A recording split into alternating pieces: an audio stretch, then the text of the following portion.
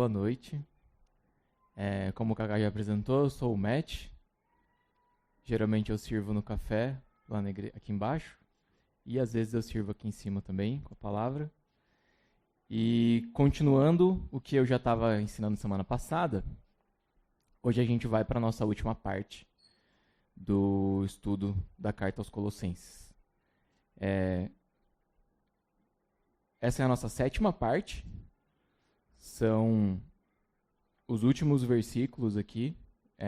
Na verdade, é quase o último capítulo todo. E eu vou tentar amarrar, de certa forma, com tudo aquilo que foi ensinado e tudo aquilo que a gente recebeu do Douglas, do Lucas, que ministraram as outras partes antes de mim. Queria começar, para variar um pouco, com uma pergunta aqui na minha introdução. O mundo é dividido em 2 tipos de pessoas, tá? O tipo de pessoas que ficam esperando passar os créditos e as pessoas que levantam e vão embora do cinema assim que o filme acaba e não assistem os créditos. Tem alguém aqui do tipo que assiste crédito de filme? Ou que fica na sala? Ok. Não, no geral, assim, independente se tem cena pós-créditos. Assiste os créditos, não cena pós-crédito. Alguém? Já diminui, né? Eu acho muito interessante como os créditos são um momento em que você, depois de ter assistido um filme, especialmente se foi um filme que mexeu comigo ou que eu achei realmente profundo, assim, interessante, é um tempo de você digerir aquilo que você assistiu, de você refletir sobre aquilo, de você apreciar. Mas também, falando como autor de histórias e de histórias em quadrinhos e livros e coisas assim, eu acho que a questão dos créditos é muito importante porque ajuda a gente a entender um pouco de onde surgiu isso que você acabou de assistir, isso que você acabou de ler. Então, a lista dos créditos das pessoas que trabalharam no filme, por exemplo, ou a ficha técnica de um livro, eu não sei se todo mundo aqui lê ficha técnica de livro, eu geralmente leio também, quando tem alguma coisa que me chama atenção. Eu gosto de ir lá ver quem fez a tradução, quem trabalhou no design do livro, enfim. Ajuda a gente a compreender melhor o contexto e conhecer as pessoas envolvidas. E hoje, meio que são os créditos dessa série. Meio que são os créditos porque geralmente as cartas terminam com saudações finais e algumas orientações finais e um salve para algumas pessoas mais próximas ou alguns recados do autor, né, das cartas, de um dos apóstolos, geralmente sobre aquilo que ele está dizendo. Então eu vou pedir que hoje você fique durante os créditos. Você não levante e vai embora. E com uma dica importante, para que você não subestime as listas de nomes. Se você já tentou ler a Bíblia inteira ou entrou em algum projeto desses, geralmente quando você chega ali no finalzinho do Pentateuco, tipo, começam os livros que tem muita lista de nome e parece que você já leu aqueles nomes várias vezes. E geralmente a gente vai dando aquela pulada assim, ou lê meio sem prestar muita atenção. Mas é interessante a gente prestar atenção por que esses nomes estão ali. E no caso de hoje tem alguns nomes aqui que a gente vai ler e saber por que esses nomes estão aqui. Então não subestime as listas de nomes. Não subestime os finais das cartas. Não subestime os recados finais. E eu vou falar um pouco melhor sobre isso e por que a gente não deve subestimar os capítulos finais ou os últimos parágrafos das epístolas e das cartas aqui na Bíblia. Não pense que você está tão distante assim. Não pense que essa carta não é para você. Não pense que só porque você não é um colossense, que essa carta não é para você, e agora que ele começar a falar diretamente para algumas pessoas e sobre algumas pessoas, você pensar, não, beleza, agora eu já entendi o que era e tipo, essa parte, beleza, não é para mim. porque tem muitas coisas preciosas no final das cartas, mas também porque o ponto fundamental sobre a vida dessas pessoas, dos colossenses, também deveria ser o ponto fundamental da sua vida. Então, você está mais perto deles do que você imagina. O ponto fundamental da vida deles, pelo que Paulo está orientando aqui na carta, é viver uma vida debaixo da autoridade de Cristo. E isso é o que todos nós buscamos. Então, se nós fundamentalmente e essencialmente temos a nossa identidade como filhos de Deus, discípulos de Jesus, e esse se tornar o traço mais característico, mais importante na nossa vida, coincidentemente, esse também deveria ser o traço mais importante dos colossenses. E por esse motivo, você pode ter mais em comum com eles do que você imagina. Então, alguns insights aqui para a gente começar. Essa é uma carta de verdade.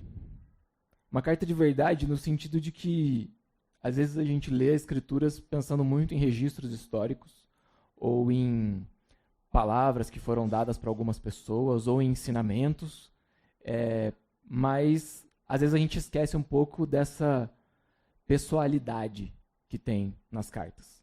E a gente, às vezes, esquece que essa era uma carta que foi escrita por alguém, para alguém, no caso, para um grupo de pessoas, e que, mesmo sendo destinada a um grupo específico de pessoas, ela tem ensinamentos que servem para muitas pessoas, mas a ideia dela ser uma carta de verdade, destinada a uma igreja, a igreja dos Colossenses, também mostra para a gente que ela é destinada a uma igreja de verdade.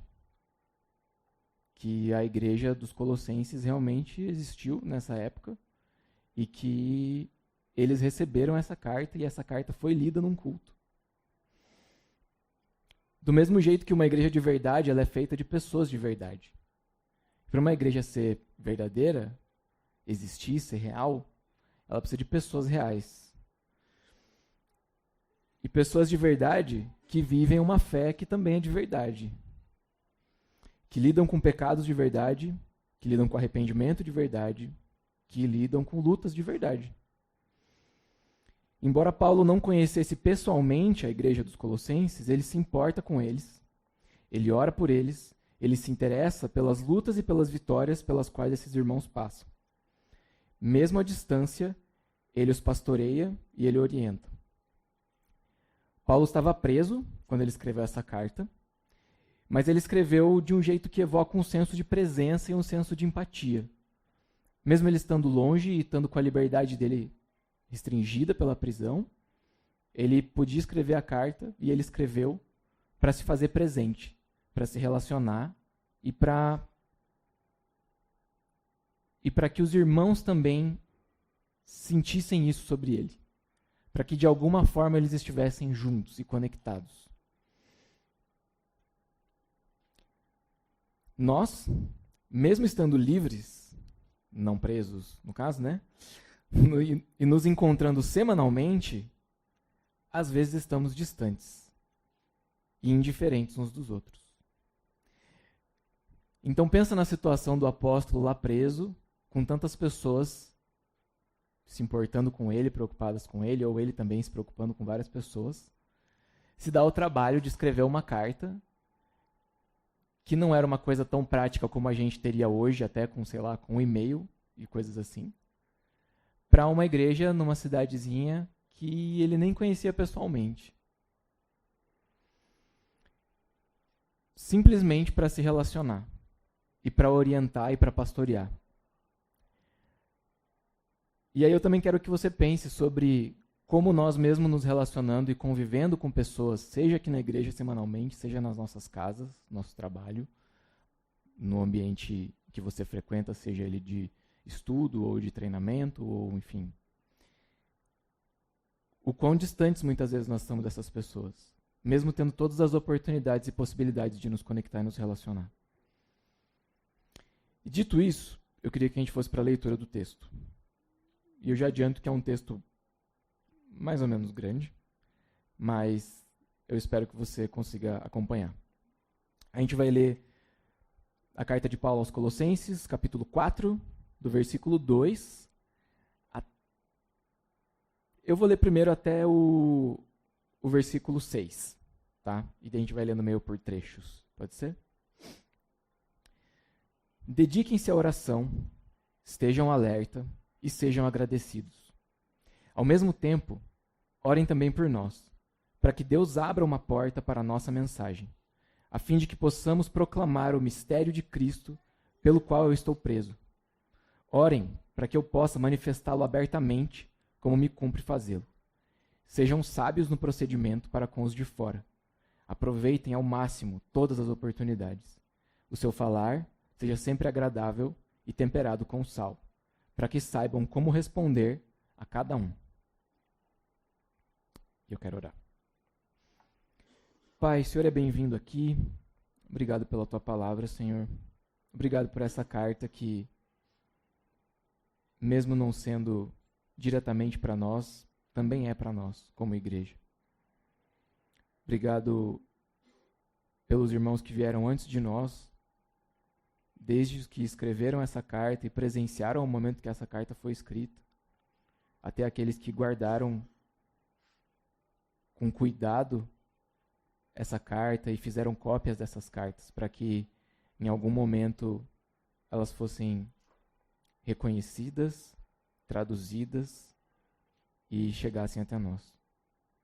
Obrigado porque através da tua palavra nós nos relacionamos com o Senhor, mas também temos comunhão com tantos crentes que vieram antes de nós. E eu oro para que essa noite, lendo esses nomes e conhecendo um pouco mais sobre essas histórias, a gente possa se conectar mais com eles, nos sentir mais igreja e entender que a família do Senhor é muito maior do que a gente imagina. Em nome de Jesus. Amém. Nesse primeiro versículo, eu queria colocar algumas coisas bem interessantes aqui. Dependendo da tradução que você estiver usando, ele vai dar uma estrutura um pouco diferente, mas eu estou usando a NVI aqui, a nova versão internacional, e eu gosto muito da maneira como ele organizou esse versículo 2 aqui. Dediquem-se à oração, estejam alerta e sejam agradecidos. Esses 3 verbos que ele coloca aqui, né? Dedicar, estar e ser, eles podem nos dar ideias diferentes. Então, dedicar pode nos dar uma ideia de aperfeiçoamento, pode nos dar uma ideia de algo que precisa ser melhorado e trabalhado, algo que exige dedicação e exige esforço, exige diligência para que seja alcançado. Estar fala de uma condição que pode ser temporária, mas que de alguma forma é importante que a gente perceba e esteja. E ser fala de uma condição de identidade, que é algo constante e algo que é pleno. E quando a gente fala, por exemplo, no meu caso, né, eu sou londrinense, é porque eu nasci na cidade de Londrina e isso é um fato que não muda. Então eu não posso dizer, sei lá, eu sou paulistano, porque eu não sou. Então ser é algo que é meio definitivo sobre nós. Então quando ele fala sobre ser agradecidos, ser gratos, a gente tem que entender que esse é um traço importante. Quando ele fala sobre estarmos alertas, a gente entende que isso é algo que é temporário, que é momentâneo, enquanto estamos aqui na Terra, enquanto estamos lidando com essas coisas, mas que também é algo importante. E quando ele nos orienta a nos dedicar, é porque é algo que realmente exige de nós um esforço e um compromisso para que isso seja alcançado. Então, quando ele fala dediquem-se à oração, ele está reconhecendo que a oração é algo fundamental, e Paulo reconhece, encoraja que é uma prática que precisa ser desenvolvida, e com isso também ele está deixando claro aqui para a gente que se a gente precisa se dedicar, é porque é algo que não é muito natural para nós. Ele não estaria dizendo assim, dediquem-se à preguiça, ou dediquem-se a respirar, ou dediquem-se a, sei lá, bater o coração. Essas coisas a gente não precisa se esforçar para fazer. Mas a oração exige dedicação. Estejam alertas, se refere a esse estado de vigilância e de sobriedade, que também são características do bom discípulo. A gente vê isso também lá em 1 Pedro 5,8, onde o apóstolo Pedro fala para a gente ser sóbrio, ser vigilante, para a gente estar alerta, tanto pelo contexto da carta e pelos assuntos que são tratados. Se a gente voltar alguns capítulos aqui na carta, e se você voltar nos estudos que a gente já teve, tem várias orientações, principalmente alertando sobre falsos ensinos, a respeito da suficiência de Cristo, a respeito da autoridade de Cristo, a respeito da suficiência de Jesus para nos salvar e para perdoar os nossos pecados. Então, também é um alerta nesse sentido. Atentos também às influências a quais nós estamos sujeitos.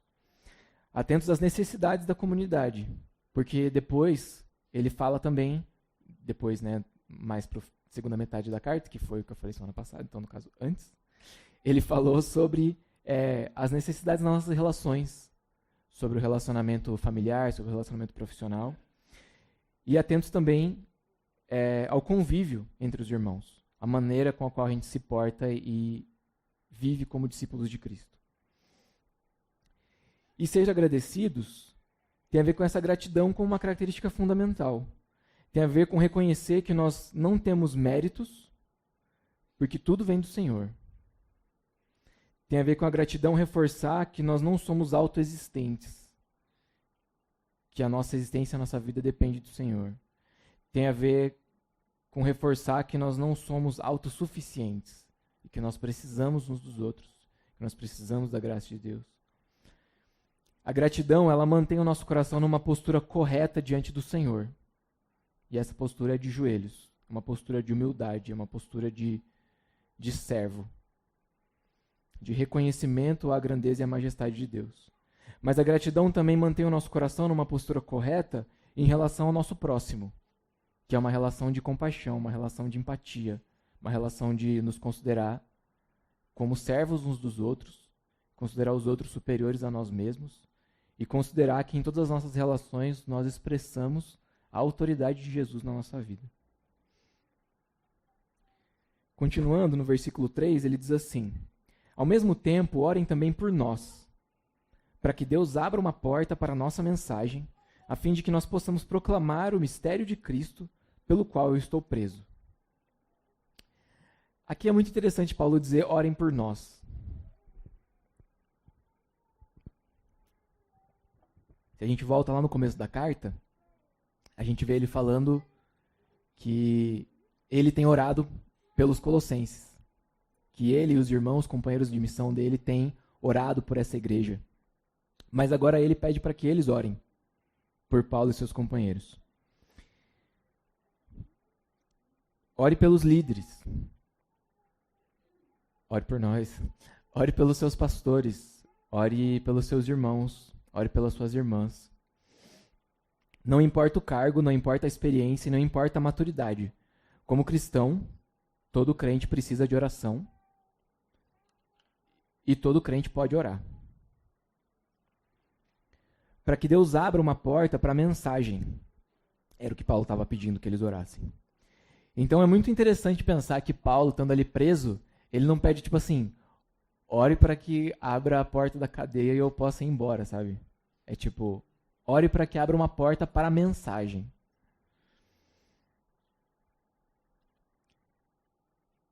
Paulo reconhece que a sua prisão se deve à pregação do Evangelho. Ele não considera que a prisão dele é injusta, porque ele sabe que nesse mundo as pessoas vão odiar o Evangelho, e ele sabia que ele seria preso por isso, mas ele não ora para que seja feita justiça para ele. Ele ora para que ele tenha liberdade de pregar o Evangelho. E ele ora para que o mistério seja anunciado. O testemunho dele e o clamor dele aqui, para que o Evangelho seja pregado, revela o coração de Paulo. O pedido dele aponta para uma esperança em um Deus que transforma os indivíduos em seus corações e, consequentemente, transforma o mundo. A oração dele não era tipo assim, orem para que o Evangelho seja permitido, ou como aconteceu alguns anos depois na história da igreja para que o cristianismo seja instituído como religião oficial. Mas ele acreditava na proclamação do evangelho e na liberdade para proclamar o evangelho, mas na transformação e no poder do evangelho para transformar pessoas.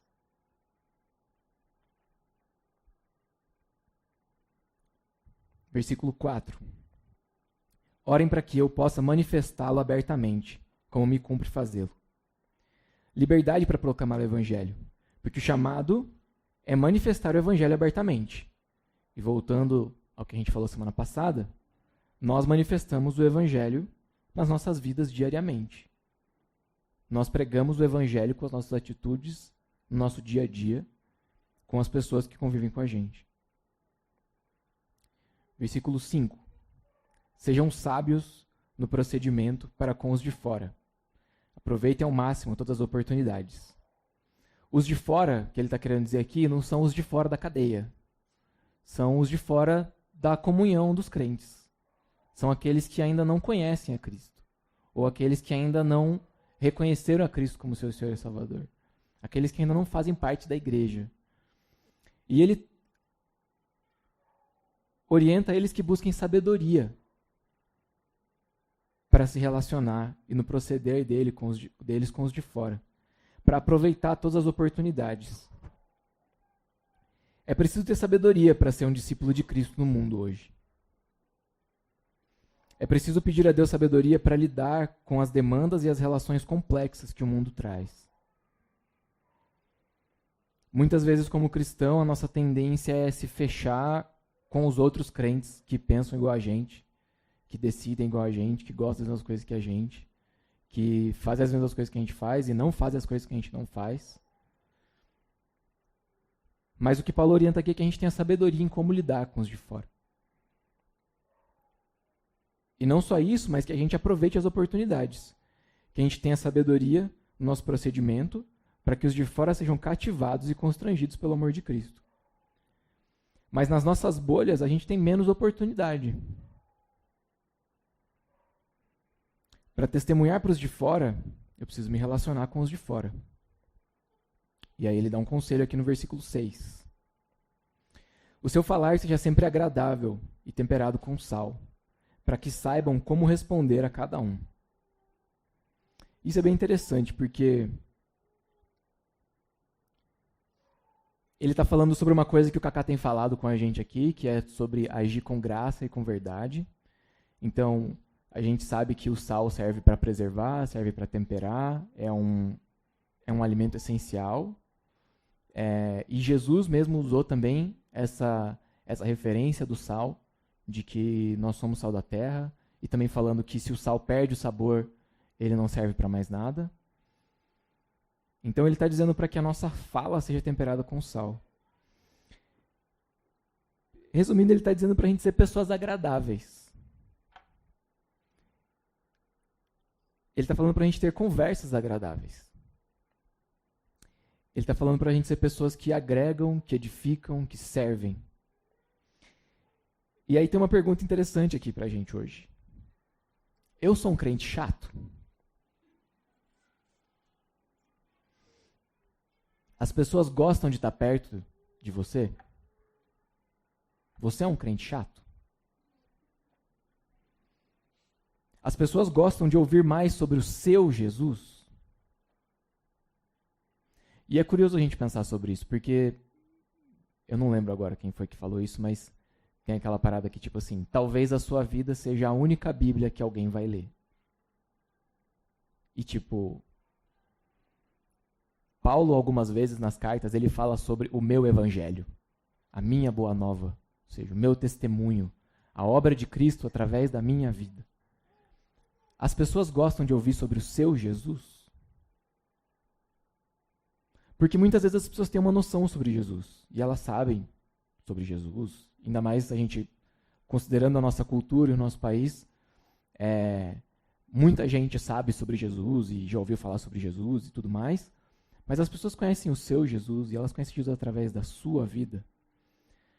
Nas suas atitudes e no seu falar, você tem revelado esse Jesus que cativou você de uma forma que também cative as outras pessoas? ou você é um crente chato?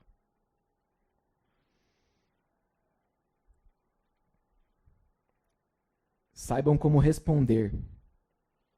Esse é um grande segredo para ser menos chato. Porque ele está dizendo aqui que a gente vai ter sabedoria, a gente vai buscar sabedoria para saber responder. E geralmente a gente responde pergunta. E muitas vezes a gente não quer saber das perguntas dos outros. Quais são as perguntas? É preciso estar atento às perguntas. Alguns cristãos se tornaram especialistas em teorizar e dar respostas para perguntas que não estão sendo feitas. Alguns cristãos se apegaram tanto aos seus discursos que não estão dialogando, não estão ouvindo, eles só falam. E esses dias eu vi um vídeo do Jonas Madureira, e eu não lembro se era algum texto do C.S. Lewis que ele estava comentando. Mas ele estava fazendo um comentário sobre essa onda da teologia pública e dos teólogos que se dedicam muito a estudar e tudo mais, mas em que muitos momentos, para o teólogo público, só falta o público. Só falta pessoas que estejam realmente interessadas em ouvi-los. Porque nem sempre esses teólogos sabem se comunicar com as pessoas. E eu não sei se já te falaram isso, mas você também é teólogo. Todo crente é um teólogo. E se a gente for abranger a teologia ao estudo sobre Deus, todo mundo é teólogo. Porque quem não é crente a gente pode considerar como idólatra, talvez. No sentido de que nós sempre temos algum ídolo ou alguma referência sobre nós, que define a nossa identidade, que define o que nós somos, que define nossos gostos. E se não é Cristo, pode ser qualquer outra coisa. Pode ser algum outro Deus, pode ser um ídolo, dinheiro, família, teus filhos, tua carreira, qualquer coisa. Sabedoria para que os de fora encontrem em Cristo, através de nós, respostas. A gente precisa saber quais são essas perguntas. Na nossa bolha evangélica, a gente não vai saber quais são as perguntas. E se a gente não souber quais são as perguntas, a gente está respondendo nada para ninguém. E se a gente não souber responder, ninguém quer saber do nosso Jesus. E aí a gente termina então essa parte de orientações finais e parte para a parte do salve, que são as saudações finais. E aqui, talvez não muitos de vocês estejam familiarizados com o rap, mas uma coisa comum em alguns discos de rap é você ter uma faixa no final em que acaba a música e o cara fica ali no freestyle dando um salve para várias pessoas que foram importantes para aquele disco, ou pessoas que foram importantes na vida dele. E do Racionais ao Jay-Z a gente vê rappers fazendo isso. E aqui começa meio que uma parte tipo um salve, no sentido de que Paulo vai estar se dirigindo a algumas pessoas especificamente, vai estar agradecendo algumas pessoas especificamente, vai estar recomendando algumas pessoas especificamente. Nessa parte, a gente vai ser um pouco mais rápido, mas eu quero ainda pontuar algumas coisas que eu acho importantes aqui.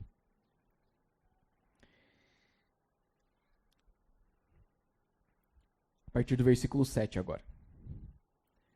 Tíquico, que é o nome do cara aqui, lhes informará todas as coisas a meu respeito. Ele é um irmão amado, ministro fiel e cooperador no serviço do Senhor. Eu o envio a vocês precisamente com o propósito de que saibam tudo o que se passa conosco, e para que ele lhes fortaleça o coração.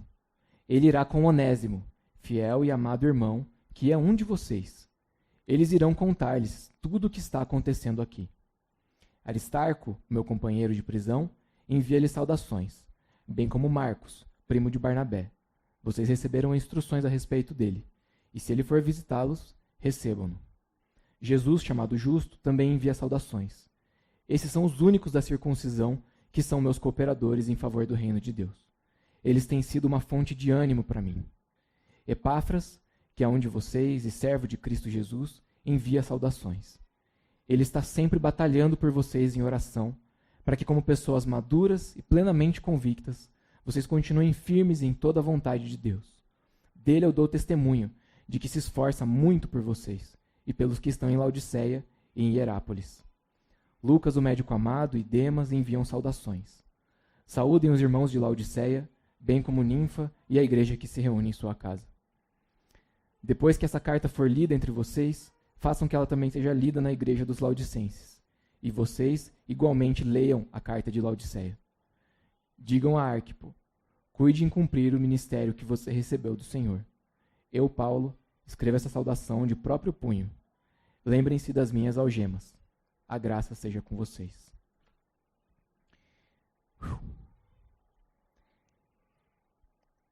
Sabe quando alguém chega pra você e, tipo, fala assim, nossa, descobri uma hamburgueria nova. E daí você fala, ah, qual? Daí a pessoa fala, ah, tal. Aí você, ah, não. Pô, mas tem uma outra lá que é melhor ainda, mano. Ou quando alguém chega pra você com uma música, e aí você fala assim, não, mas esse outro álbum dele aqui é muito melhor. Ou quando alguém te indica um filme, e aí você fala, não, mas esse filme é muito melhor. Ou no meu caso, quando alguém vem me perguntar, que tênis que eu compro? E alguns de vocês já fizeram isso. E às vezes eu dou umas dicas. Eu falo, não, esse material é melhor, esse tênis é melhor, essa marca é melhor, para o seu uso isso aqui é melhor.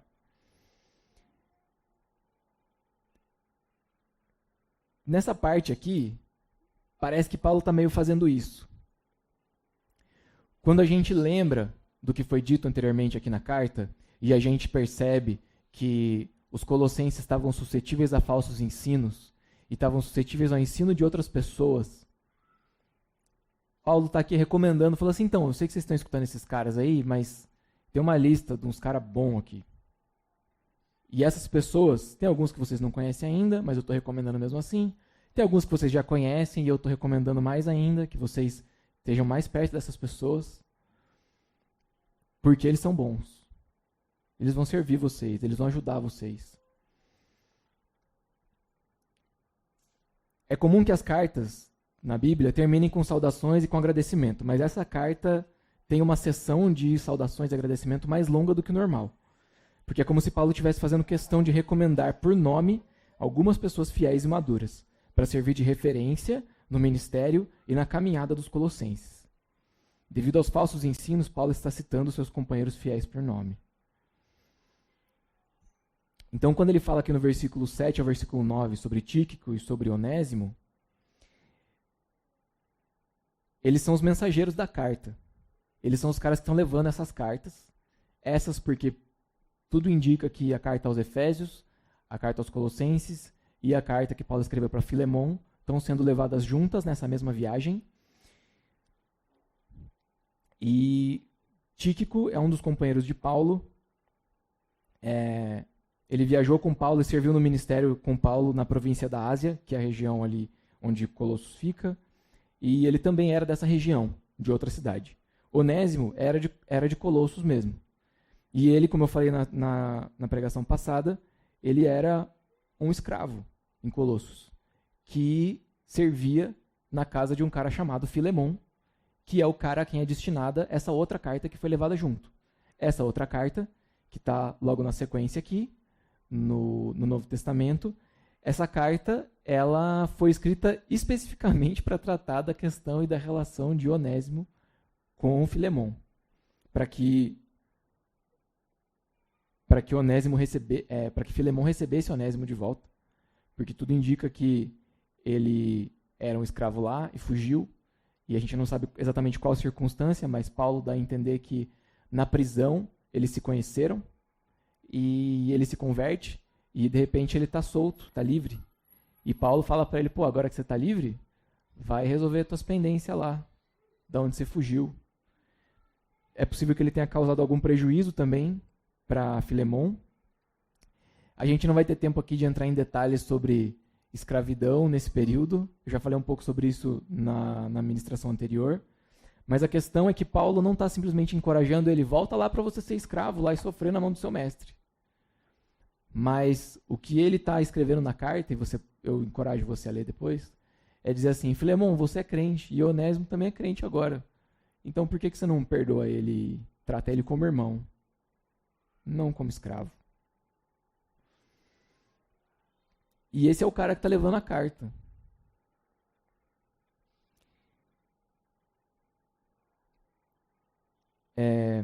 Paulo não conhecia a igreja dos Colossenses pessoalmente. E ele estava impossibilitado de viajar devido à prisão. Então ele escolhe um dos companheiros fiéis de viagem dele e um cara local para levar a carta e dar essa autenticidade ali de falar, ó, eu estava lá com Paulo e ele realmente escreveu essa carta para vocês e estou aqui com o Onésimo, que é daqui da cidade, vocês conhecem ele e ele vai atestar que isso é verdade. Depois, no versículo 10, ele fala que o Aristarco, que é companheiro de prisão dele, também envia saudações, bem como Marcos, que era primo de Barnabé. Vocês receberam instruções a respeito de Marcos, e se ele for visitá-los, recebam-no. Essa parte aqui é interessante também. Aristarco também acompanhou Paulo numa viagem missionária. Na verdade, ele acompanhou Paulo na viagem de Paulo para Roma, e talvez ele tivesse voluntariamente na prisão com o apóstolo para apoiá-lo. Ele não estava lá como prisioneiro, mas provavelmente ele visitava Paulo constantemente. A gente deduz isso porque em Atos não indica que ele foi preso com Paulo, mas Paulo diz que ele estava ali presente na prisão também no momento que a carta foi escrita. E esse Marcos era primo de Barnabé, que foi companheiro de Paulo na primeira viagem missionária, e ele também acompanhou Paulo e Barnabé na primeira viagem missionária. Mas antes que essa viagem terminasse, ele abandona Paulo e Barnabé, ele abandona a viagem missionária, e isso faz com que Paulo fique muito bravo com ele. E na segunda viagem missionária, Barnabé fala, pô, vamos chamar o Marcos de novo. E aí ele fala, não quero saber desse cara. E aí Barnabé fala assim, pô, mas é meu parente, gosto muito dele, o cara é bom. Fala, não, vacilou, não tem perdão. E aí eles se separam, e Paulo segue com Silas, e Barnabé segue com João Marcos nessa outra viagem. Mas, alguns anos depois, as coisas mudam, e parece que Paulo e Marcos se reconciliaram. Tanto que aqui ele recomenda Marcos, e depois, em 2 Timóteo 4,11, ele também pede para que Marcos venha ao encontro dele. Ele está numa prisão, mas aqui já é a última carta de Paulo daí, em 2 Timóteo, e ele está perto da morte, e ele fala, cara, tragam Marcos aqui, ele é útil para o ministério, e eu gostaria de vê-lo. Esse Marcos, que abandonou Paulo, que criou todos esses problemas, depois vai ser o autor do primeiro registro que a gente tem de Jesus. Ele é o autor do evangelho mais antigo, que é o evangelho de Marcos. É curioso pensar que um jovem missionário que abandonou a sua primeira viagem, que foi por um tempo um desafeto do apóstolo Paulo, depois acabou sendo o primeiro a escrever um evangelho. Depois, no versículo 11, ele fala desse Jesus chamado Justo. Essa é a única menção que a gente tem sobre esse crente, Jesus, justo. Não é o Jesus de Nazaré, não é o nosso Senhor Jesus. Jesus era um nome comum, e ele está justamente chamando aqui de justo para distinguir que esse Jesus não é o Senhor Jesus, mas não tem mais nenhuma informação sobre esse cara. E com isso, eu gostaria de encorajar você a seguir o conselho de Paulo e aproveitar todas as oportunidades. Porque esse cara não aparece mais em nenhum lugar, mas ele estava no lugar certo, na hora certa. E ele tava ali, põe meu nome aí, manda um abraço pros caras lá. E aí, o nome do cara ficou aqui na Bíblia, mano. Já pensou nisso? É tipo quando você tá, sei lá, em algum lugar e, depois que você passou, você percebeu que estavam tirando uma foto, sabe? E aí você, desculpa aí, apareci aqui. Versículo 12. Ele diz assim, Epáfras, que é um de vocês e servo de Cristo Jesus, envia saudações. Ele está sempre batalhando por vocês em oração, para que como pessoas maduras e plenamente convictas, vocês continuem firmes em toda a vontade de Deus. esse Epáfras provavelmente é o responsável por evangelizar e plantar essa igreja em Colossos. Paulo não conhecia pessoalmente essa igreja. Provavelmente, na viagem missionária onde ele passa por Éfeso, Epáfras estava lá em Éfeso e depois ele volta para evangelizar as pessoas da sua cidade. Diz aqui que ele estava batalhando em oração. E outra orientação importante, para que os crentes fossem maduros e plenamente convictos, para continuar firmes na vontade de Deus. Versículo 13. Dele eu dou testemunho de que ele se esforça muito por vocês e pelos que estão em Laodiceia e em Hierápolis, que também eram outras cidades importantes. Inclusive, essa cidade de Laodiceia é uma cidade para onde Paulo também tinha escrito uma outra carta para os crentes em Laodiceia, que é essa que ele comenta ali depois. E provavelmente Epáfras também foi evangelista e plantador que participou do processo de formação dessas igrejas.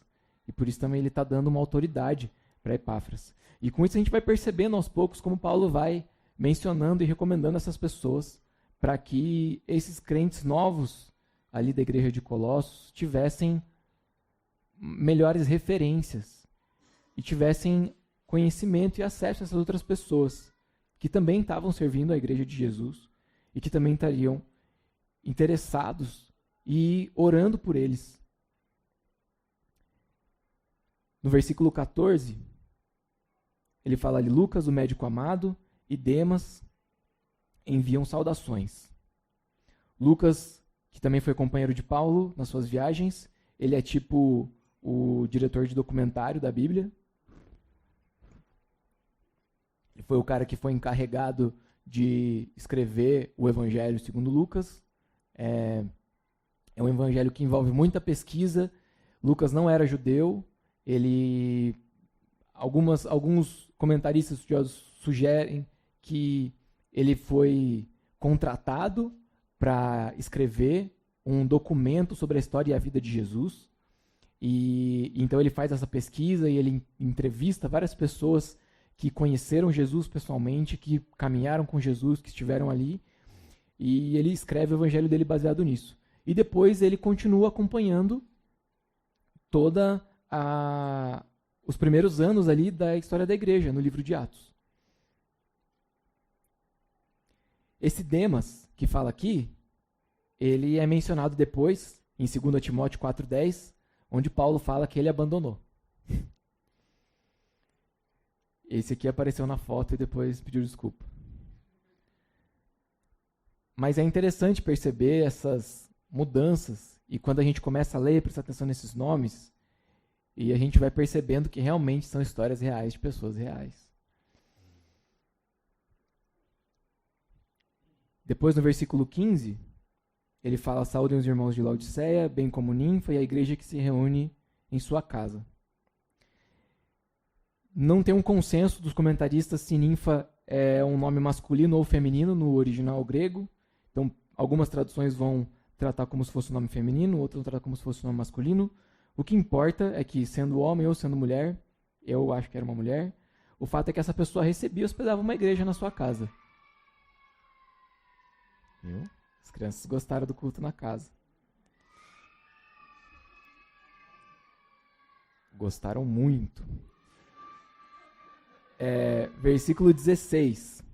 Ele vai terminando aqui dizendo assim, depois que essa carta for lida entre vocês, façam que ela também seja lida na igreja dos Laodicenses e que vocês igualmente leiam a carta de Laodiceia. Então, tem essa outra carta, porque ela circulava entre as igrejas, mesmo, como eu comentei no começo, mesmo tendo orientações específicas para esse contexto dessa comunidade, essas cartas também serviam para outras localidades, porque os crentes estavam passando por coisas parecidas e a gente, 2000 anos depois, continua passando por situações muito parecidas também. Mas a gente não tem mais registro dessa carta. Então, ela provavelmente foi entregue, foi lida, mas ela não resistiu ao tempo. E, embora muitos esforços dos historiadores e dos pais da igreja de recuperar ou de averiguar essas cartas, essa carta não foi encontrada, a gente não tem registro dessa carta, a gente não sabe o que estava escrito nessa carta para Laodiceia. Você pode se contentar com a carta a Laodiceia que está em Apocalipse, se você quiser. Mas essa não é uma carta tipo Paulo, tá? Só era uma brincadeira isso, tá bom? Mas é uma carta importante, é uma carta do próprio Jesus. Versículo 17. Digam a Arquipo que cuide de cumprir o ministério que você recebeu do Senhor. Aqui ele está dando uma chamada e um encorajamento no cara publicamente, assim. É tipo, tô lendo a carta aqui no culto, e daí de repente eu ouvi ele falar assim, ei, ó, cumpre aí, hein? Tipo, mas é interessante porque esse Arquipo aqui provavelmente era da família de Filemon, que era um cara importante aqui na igreja. Na carta depois a Filemon, Paulo vai se referir a ele como um companheiro no ministério e na batalha, né? Então, Paulo encoraja esse cara a seguir e cumprir o seu chamado. E no versículo 18, onde a gente conclui a carta, eu, Paulo, escrevo essa saudação de próprio punho. Lembrem-se das minhas algemas. Que a graça seja com vocês. Então aqui ele, tipo, meteu um Face ID, sabe? Tipo, quando pede o teu reconhecimento facial, ou a tua digital, ou qualquer outra comprovação que, tipo assim, é você mesmo. É muito provável que essa carta foi ditada e que ela era redigida por outras pessoas, mas a gente vê em algumas cartas que Paulo fazendo questão de, tipo assim, não, deixa eu rubricar o cantinho ali. Aí ele vai dar um autógrafo ali, tipo assim, ó. Eu não sei se o cara deixava um espaço, tipo, em contrato, sabe? Tipo assim, aí tem uma linha assim, aí o cara assina, tá ligado? Apóstolo de Cristo. Mas ele, tipo assim, escreve de próprio punho ali, tipo, a saudação, sabe? Eu não sei se Paulo tinha uma letra feia igual a minha, e se ele tinha, tá aí um bom motivo para não ter sido ele que escreveu a carta inteira, porque senão ninguém ia entender nada. Mas ele autentica essa carta e ele deixa ali um lembrete, um pedido, para que eles se lembrem das algemas dele, que se lembrem que ele está ali preso, para que eles se lembrem que, embora ele está falando da carta aqui sobre várias coisas importantes e tratando de muitas questões sobre a igreja de Colossos, ele não gasta a carta falando dele, do que está acontecendo, do que ele passou, de não sei o que. Tipo, ele gasta a carta falando dos colossenses, falando para os colossenses, falando para as necessidades dos colossenses. E ele termina dizendo, a graça seja com vocês. E como aplicação, eu queria colocar também algumas coisas aqui, a gente já está encerrando. Por favor. Essa é uma carta de verdade, escrita para pessoas de verdade. E a nossa igreja é uma igreja de verdade, porque nós temos pessoas de verdade aqui. Ou pelo menos deveria ser uma igreja de verdade. A gente crê que é uma igreja de verdade. Mas eu quero colocar algumas provocações aqui pra gente, tá? Se essa carta fosse escrita para Calvary Curitiba, do que ela trataria? Será que ela seria uma palavra de encorajamento para recém-convertidos? E a gente tem recebido, graças a Deus, muitos visitantes aqui na nossa igreja. Será que Paulo traria palavras de encorajamento para quem está começando a caminhada da fé? Será que seria uma carta de correção sobre como a gente tem vivido em família e tratado o nosso próximo, ou tratado nossos cônjuges, nossos filhos, como a gente viu semana passada? Será que seria uma carta de consolo a pessoas que perderam alguém amado recentemente? Uma carta de encorajamento e de lamento para famílias que perderam pai ou que perderam filho? Será que seria um incentivo ao discipulado e ao testemunho e ao evangelismo? Um incentivo para que a gente estivesse mais envolvido como igreja, mais engajado como igreja, mais vivo como igreja? Será que seria uma palavra de sabedoria para os líderes? Será que Paulo teria nos elogiado? Será que ele teria nos repreendido? Será que ele teria nos encorajado? Que assuntos que ele abordaria? Do que falaria essa carta? Se você fosse receber uma carta dessas hoje, o que você esperava que estivesse escrito nela? Quais dúvidas estão afligindo o teu coração? Com quais dilemas você está lidando? Para quais coisas você precisa de respostas? Porque em Cristo a gente tem todas essas coisas. Na igreja a gente encontra essas coisas.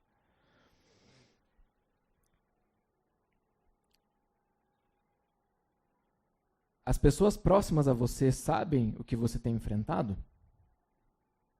Isso é interessante também, porque Paulo só escreveu essa carta porque em algum momento ele ficou sabendo do que estava rolando em Colossos. Será que as pessoas próximas a nós sabem o que está rolando na nossa vida? Porque se eles também não souberem quais são essas perguntas, eles também não vão saber as respostas. E se a gente não estiver vivendo uma vida de verdade e lidando com os problemas de verdade da nossa vida como igreja, não vai rolar. É muito fácil nos nossos dias hoje a gente se perder com problemas que são coisas muito sérias, mas que talvez não sejam problemas de verdade para nós hoje, no nosso contexto, na nossa vida. Talvez a gente fique teorizando muito sobre coisas muito distantes e hipotéticas, e a gente, enfim, preocupado com várias coisas que podem acontecer, seja, enfim, no nosso trabalho, na nossa carreira, na política, sei lá, no mundo do entretenimento. E às vezes você está deixando passar um problema que você está lidando na sua família. Se essa carta fosse destinada a Calvary Curitiba, você sentiria que essa carta é para você? Num sentido de, você se sente parte da Calvary Curitiba? Ou se tivesse escrito aqui, Calvary Curitiba, aí você fala, acho que não é para mim essa carta. Ou tipo, pô, nem falou nada a ver com o que eu estou passando. Pois é, mas será que as pessoas sabem o que está passando? E para concluir, semana passada eu comecei com uma citação, e hoje eu quero terminar com uma citação. Infelizmente, essa não é de C.S. Lewis, embora eu ame de paixão, mas são trechos do comentário de um grupo de comentaristas de uma Bíblia de Estudo. Diz assim: o mundo hoje está repleto de distrações sedutoras que nos tentam a negligenciar a total suficiência de Cristo para nos salvar, mudar e satisfazer. A mídia constantemente nos bombardeia com a mensagem de que apenas pessoas ricas, famosas, saudáveis ou atraentes podem ser verdadeiramente felizes.